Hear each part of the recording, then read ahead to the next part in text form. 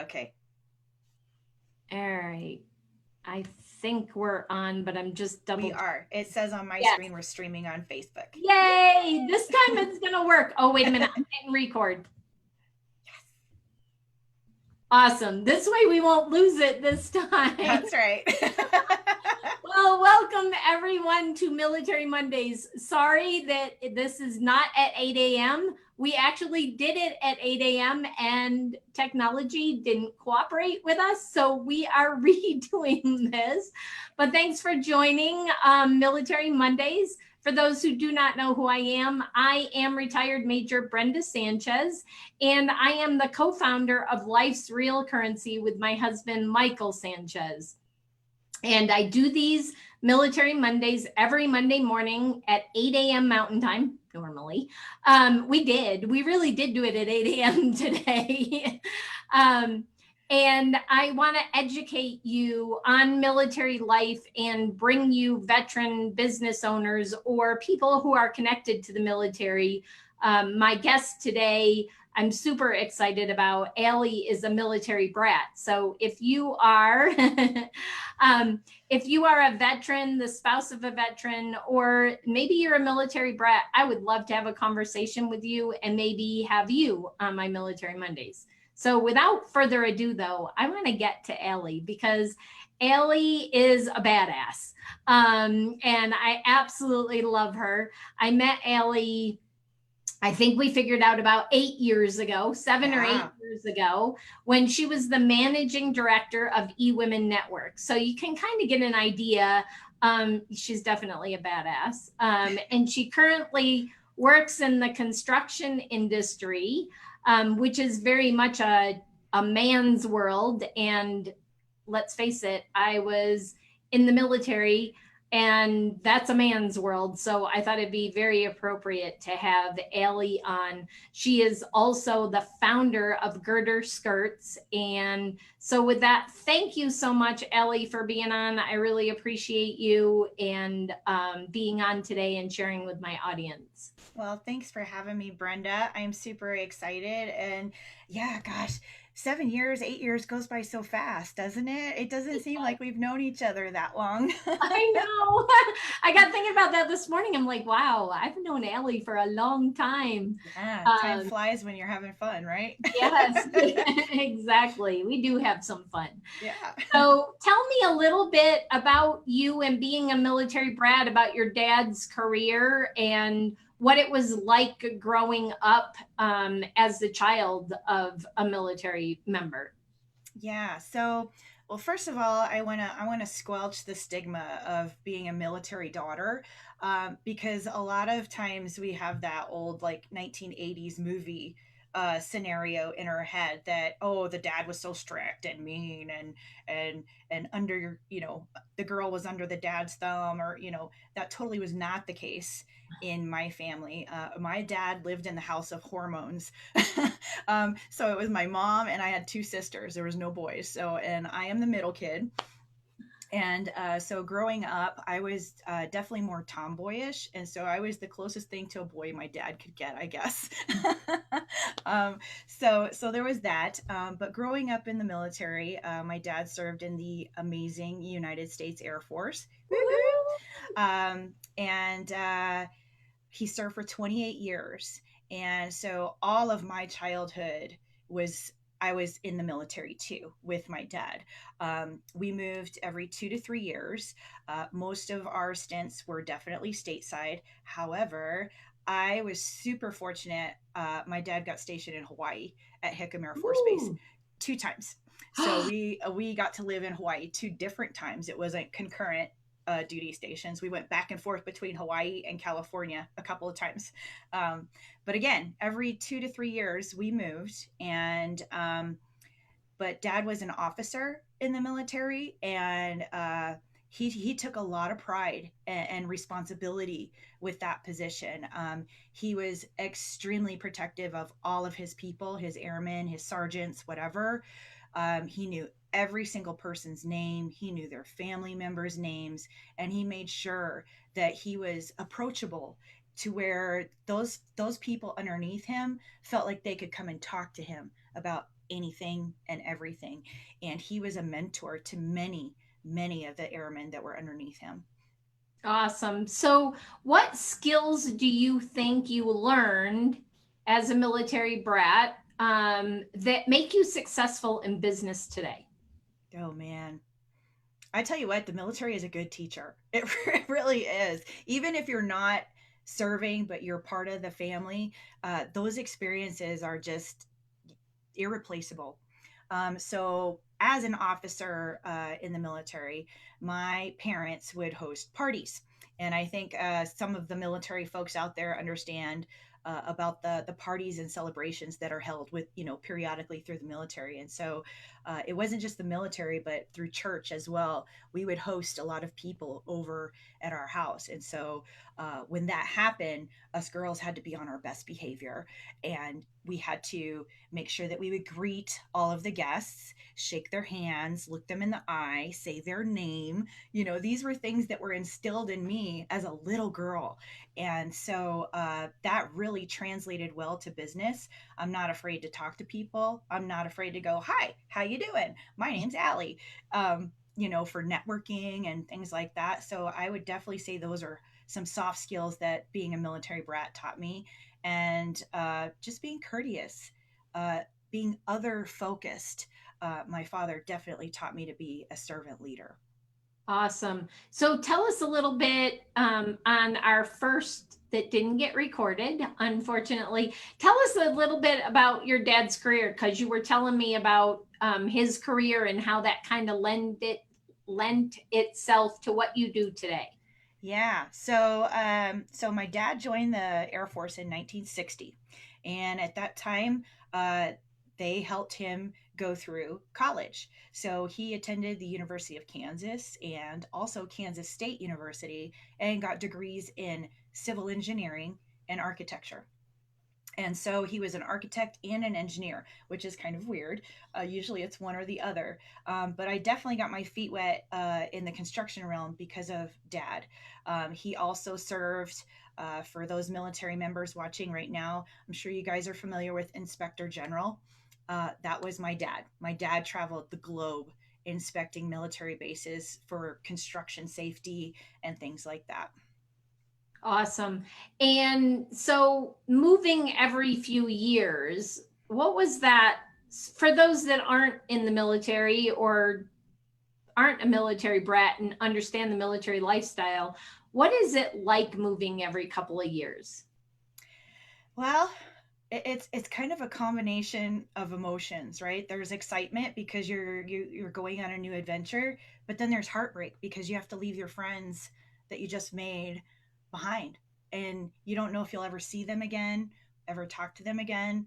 I think it's a lot easier nowadays with the internet and video conferencing and FaceTime and all those things that I didn't have that growing up. It was write a letter and send it snail mail if you want to keep in contact with people. And so I did lose touch with a lot of my friends over time. But again, I think technology has really helped in that fact now. Long distance relationships don't seem so far anymore because of FaceTime and video chat and things like that. But yeah, that was it. There was just this soup bowl of emotions every time we would have to move. And sometimes it was just disappointment and heartache because you're like, man, I just got my feet planted here and now I got to move again. And so as a kid, it can be tough on us emotionally, especially for my case, I was a little bit wild and unruly. And so my mom was just overwhelmed because dad was TDY a lot. And my dad has always said, my mom raised us as the girls because he was gone so much. But she was so stressed out trying to deal with me and my younger sister and my older sister, who is quite a bit older than me. So she was in college when I was just getting into middle school, and my younger sister was in elementary school. And so me being unruly and a little wild and mom having to be like a single parent, that was kind of tough for her. So let's give it up for moms. Yay, moms. especially military spouses that Yes. go through that transition and having to pick up the family every few years and Mm-hmm. start over again, even in a career, if they are a career person. Many of them choose to stay home and be a stay at home mom. And you said your mom did that. Yeah. But there are many people that try to do the career route and be a mom, and that's tough. So our Yes. hats are, we tip our hats to you. If that is you, yes, we salute you, because it's a tough job. So um, let's talk now about your business. Okay. Floor coatings and that, and you talk about construction, but that's not where you started. No. So I started, we had a chuckle about this before too. My very first job was telemarketing sales for Olin Mills. You know, the great photography. We all have some old 70s photos of our family where we're all wearing like plaid pants or something crazy like that, right? That was Olin Mills. And so that was my first job. Um, but then I transitioned. I think I was telling you, my husband and I have been in business together for 15 years. We celebrated 15 years back in May, which is pretty awesome when you think about it. We survived the economic downturn of 08, 09 era, and we're still going strong. Now we've changed businesses in that time frame, but I just had a knack for working with guys. I was a tomboy growing up. Most of my jobs since the customer service job have been with mostly guys.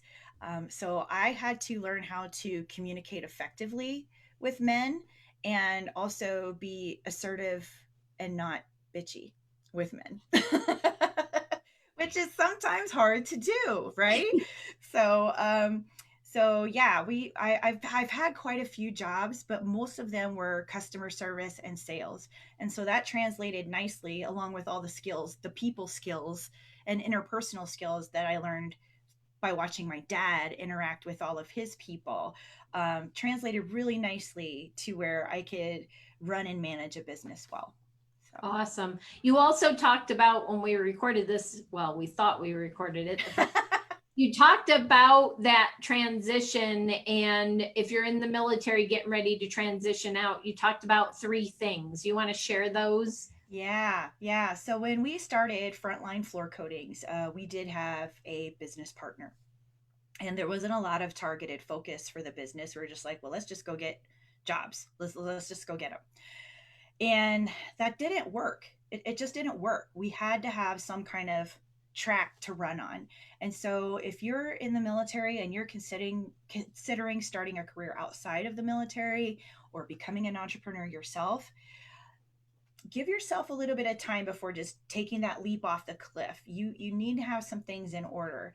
So when our business partnership imploded and my husband and I still saw the potential within the business, we had to take a couple of steps back and say, okay, what are we really good at? What are the type of jobs that we do and we do really well? Top 3. So write those down. The other thing is you personally. What are the top 3 things that you are really good at? Write those down. So if you're not good at math, don't write down anything that involves math. If you're not good at, or if you think you're not good at sales, but you enjoy talking to people, I'm going to tell you, you're going to be good at sales. If you enjoy talking to people, sales would be good for you. But just think about those things. Well, I'm really good with my hands. Maybe you want to be doing something more manufacturing or creating something. It just depends on what you are good at. But take those things that you know you can do really well, and then those 3 personality traits about yourself that are really awesome, meld those together and say, okay, based on these 6 answers, this career over here might be a possibility, or this career over here might be a possibility, or maybe I want to start an auto body shop. Whatever it is, gift yourself some time, some quiet time, and some reflection time to really dive deep and answer these questions honestly. And it'll just help you to give you that starting piece of track that you can run on and just keep building and building and building. Awesome. And so how far out would you say somebody needs to do that? Because you said don't just jump off the cliff. Right, right. You can't jump off the cliff without a plan. Well, you can, but you're probably going to crash and burn. Yeah, it's not advised. I'll just say that. But I always say, building a successful business takes time, and it really does. And there is nothing worse than trying to build a business when you're heartbroken over your finances because you're not bringing in the revenue. And that is a really, I mean, I've been there. I've been there. I've gone through it. So I would advise you to give yourself a little time, do some research, make a plan, and maybe do a little bit of trial and error. But I would say give yourself a of 3 years, minimum of 3 years to really try and get your ducks in a row. And even when you do take that leap, it's probably not going to go how you plan it. It's just the way it is. Really? It Yeah. doesn't work out I know. perfect the first time? I know, right? It's like, come on, I opened my doors. Where are all these customers? Why aren't they flocking to me in droves? No, you have to go out there and work for it. You have to go out there and get it. And I enjoy watching reality TV with my husband, and so we watch this show called Gold Rush, and I'm sure there's probably plenty of people that have seen that show. But there's this guy. He's older. He's from Norway. His name is Tony Beats, and one of the things that he said, because I mean, this guy is an amazing gold miner. He's like a legend in gold mining now, and it's because he said you've got to get up every day and go after it. And it doesn't matter what you're doing, what your passion is, or anything. You got to get up every day and go after it. And for some reason that stuck in my head, and so I get up every day and go after it. Awesome. So let's talk about coatings now. Yeah. So what is it that you do at Frontline Floor Coatings? So Frontline Floor Coatings is a specialty trades company, and we specialize in concrete finishing and coatings. So we do concrete polishing, staining, epoxy coatings, and we also do protective clear coats for tile and grout and vinyl composite tile or plank vinyl. So we've done a lot of work here in the Colorado Springs community. Some of your restaurants, doctor's office, medical facilities. We've done some of those, but my ideal client, and that's the other thing, now that I said that, for the people thinking about jumping off and starting entrepreneurship, make sure you know who your ideal client is. Who's the target audience you want to serve in your business? Because not everyone is your client. You need to know who your target audience is and market to that audience only. Yeah, because the riches are in the niches, right? That's right. That's right. So we talked about this on the last one. So you can, like, if you have a plain gray, that plain gray concrete, you can make it look pretty with epoxies and stains and stuff like that. Yeah. You don't pour concrete or do stamped concrete, but you can make it look real pretty if somebody's got a big slab of concrete without having to start over again. You can make it look beautiful. Yeah, for the most part. So we've seen, just as an example, so your driveway. We've seen some deterioration of driveways over the last few years because of the chemical compound that the Department of Transportation puts all over our roads when it snows and ice is over. And so we consequently drip that up in our driveway and all the way into our garage. Well, I've seen it deteriorating the surface level of concrete. So you see these pock marks, if you will, or chips and divots throughout the driveway. So we can take that and put an overlay material over it, make it look like a brand new slab of gray concrete. We can leave it gray, or we can color it and make it pretty. So that's just an example of some of the stuff that we can do. Awesome. So see, we didn't even talk about that in the last video, and now I'm like, Ellie to come out to my house.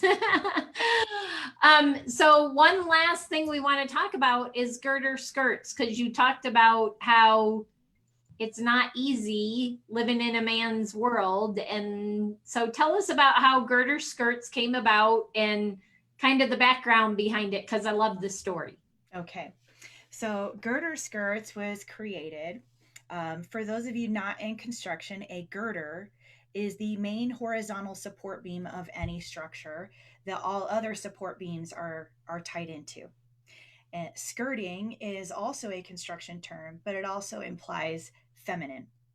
And so Girder Skirts was born, tradeswomen supporting tradeswomen. So in my business, I am the only woman in the entire company.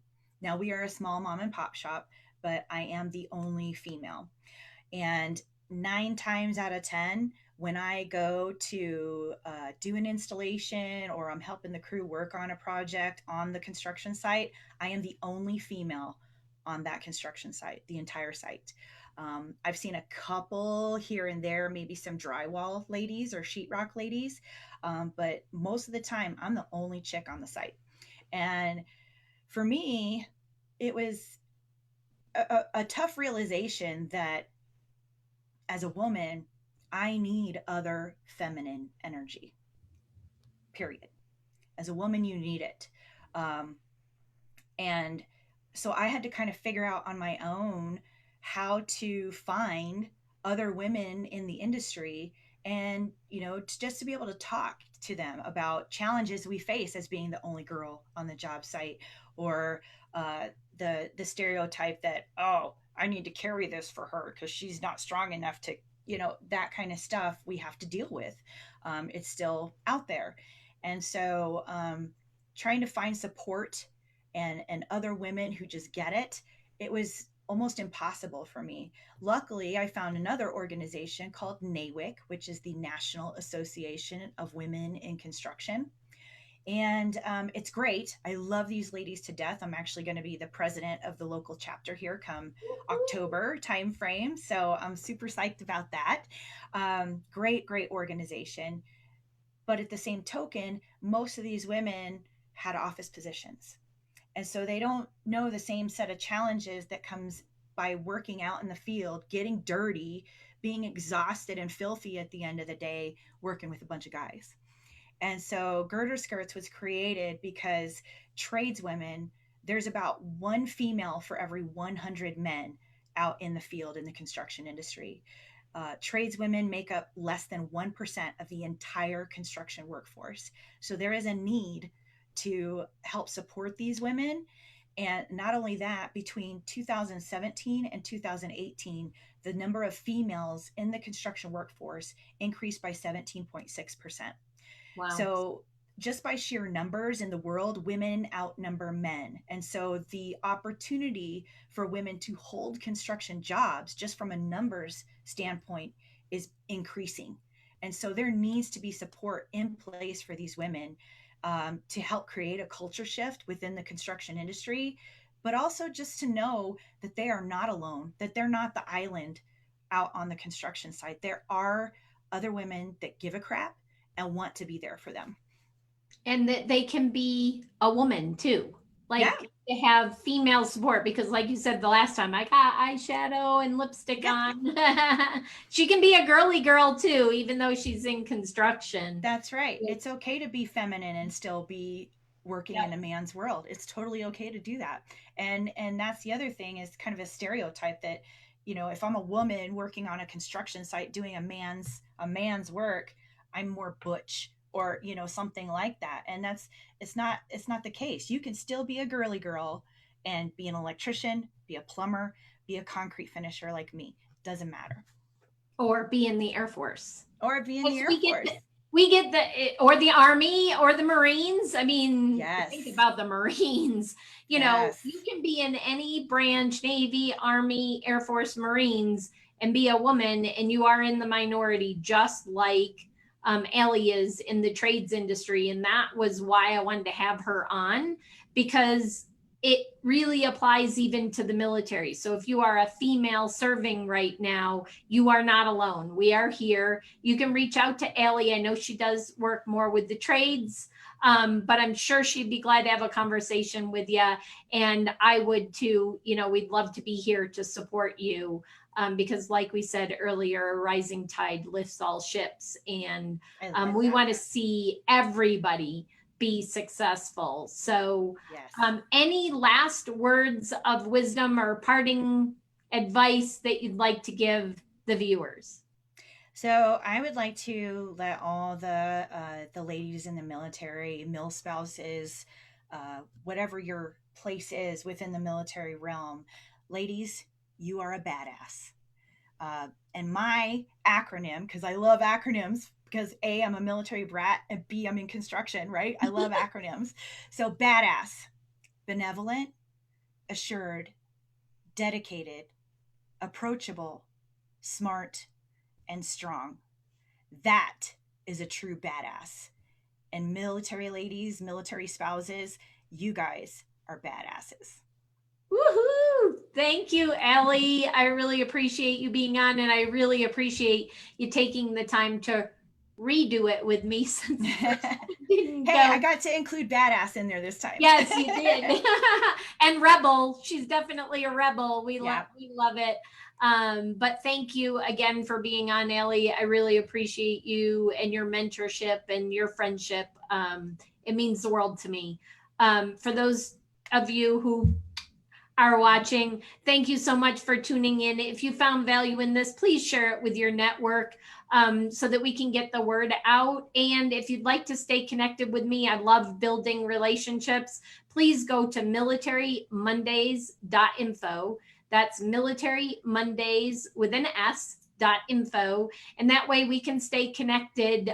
Give me your information. I can tell you about past shows or upcoming shows that are coming up that might be of interest to you. But with that, I really appreciate everyone. I really appreciate you, Ellie, and I look forward to seeing everyone next Monday on Military Mondays. Bye, everyone. Bye.